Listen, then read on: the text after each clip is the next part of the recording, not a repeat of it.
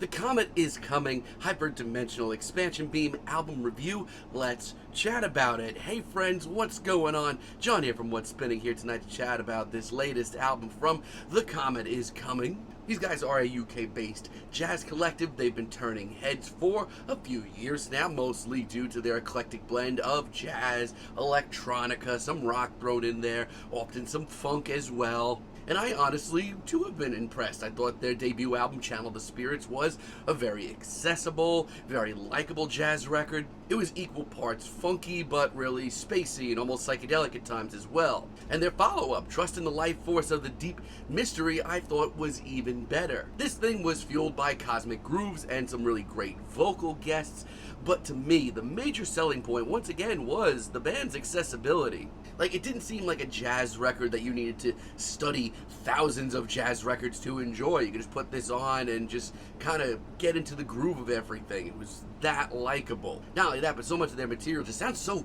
fresh and new, much like the singles leading up to this album, which I thought were all really great. This album starts off with Code. I've loved it since it dropped. I think it's a fantastic opening track. They really do a great job of building a scene with some really hectic synths and just a bustling atmosphere. You have to give the band credit though. One thing they do so well is take elements into their music and bring elements in that aren't really, I don't know, jazz standard elements. Track sounds fresh though. I love the synth work. The urgency to it all is great, and there's a great amount of drama as well. If you've been out of the loop on modern jazz, give this a try. Technicolor, on the other hand, is a little bit of a laid-back sort of old-school approach to jazz, but that's not a bad thing. It's masterfully colorful, it's full of character, and there are some serious grooves here. Their ability to just lock in on these grooves and work off on them is really impressive. And the playing all around, especially the sax work, is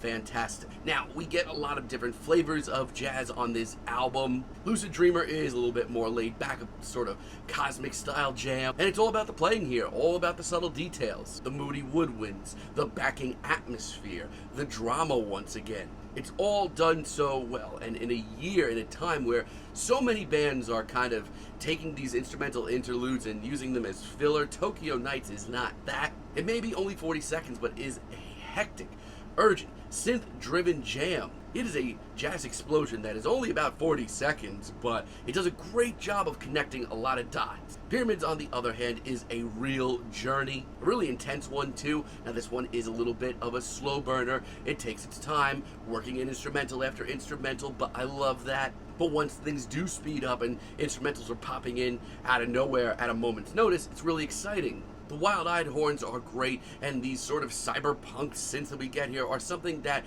I will always eat up, but there is something even more special here, and that is, once again, the accessibility. I feel like you can just sit down with this, even if you're not that big of a jazz head, and just enjoy it. Yeah, this is just a fantastic journey of a tune. Now, Angel of Darkness, this one's a little upsetting. I thought I was going to love this. I thought I was going to love this whole album, but there are a few awkward blips and blops. This track is one of the oddest, weirdest, and longest ones here, and that very intense sort of cyberpunk feel is once again back in full effect. And it's not like the performances are bad, they are not, but it's one of the only times on the album that I feel like they're just trying too hard. It's also pretty needlessly heady by the end of it. I just am not impressed. Atomic Wave Dance, I initially loved it. It's actually lessened on me a little bit. Specifically, I really did like the off-kilter funk and the urgency of this track. But it's once again a moment that I just feel like The Comet is Coming is trying to cram so much in. It's just a little much, but you may love it. Like, jazz heads are gonna love this, because this is all technique. And The Hammer is my least favorite track here. And you know, I'm okay with a sort of bulkier, slower tune. There are certainly plenty of good ones here. But man, outside of these silky synths,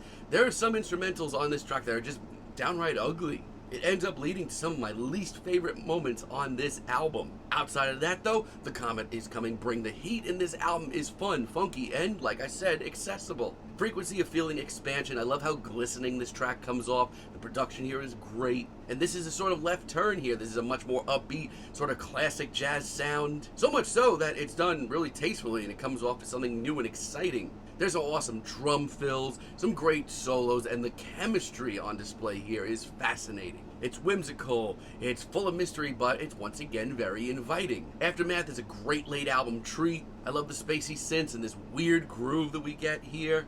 but it really also has these very warm, very silky woodwinds. It's a great contrast, and it just sounds so far out. And you know what?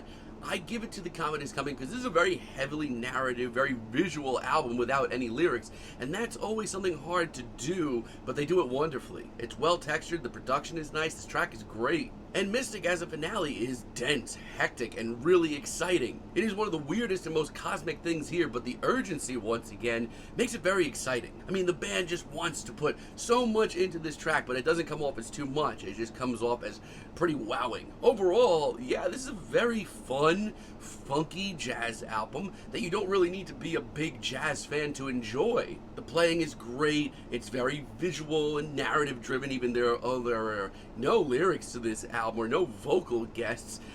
It's fun, it's funky, the production's great. I mean, what else can you ask for? And most importantly, like I said, it just always seems accessible and not full of itself, and I can appreciate that in modern jazz. And yes, there are a few awkward blips and blops, and I wanted to love this album, but come on. In modern jazz, these guys are on such a roll right now. I have no problem at all giving this album a strong 7, but let me know what you all think down below. If you liked the video, be sure to give us a like, give us a subscribe, and let me know down below what you would like for me to chat about in the future. And until next time, have a great day, friends.